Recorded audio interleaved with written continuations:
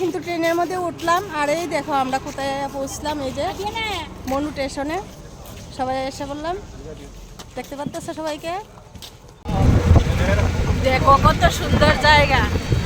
আর যাইতেছি কিন্তু আমরা বনকুল। চলে আসলাম, দুই সাইডে গাছগুলা কালারিং করে রেখেছে, নিচের জায়গাটা খুবই সুন্দর লাগে দেখতে। আর এইদিকে দেখো আমার বান্ধবীরাও দাঁড়িয়ে আছে। তো এখন যাব ভিতরের দিকে। দেখতে দেখতে কিন্তু আমরা দেখো চলে আসলাম মনুর বনকুল, সেই জায়গাতে, যে জায়গাতে দেখো বুদ্ধ মন্দির খুবই সুন্দর।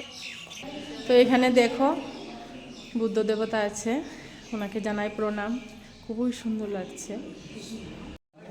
সেই বুদ্ধ মন্দিরে থেকে কিন্তু আমরা আর একটু ভিতরের দিকে আসলাম।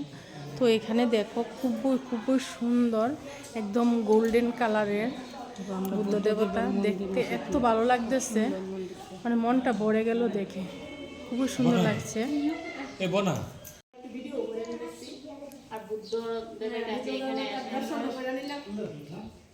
দেখো আমার ছেলে কিন্তু নমস্কার করতেছে বুদ্ধ দেবতাকে।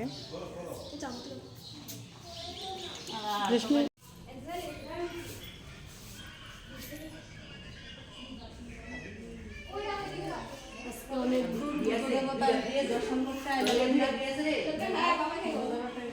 প্রণাম।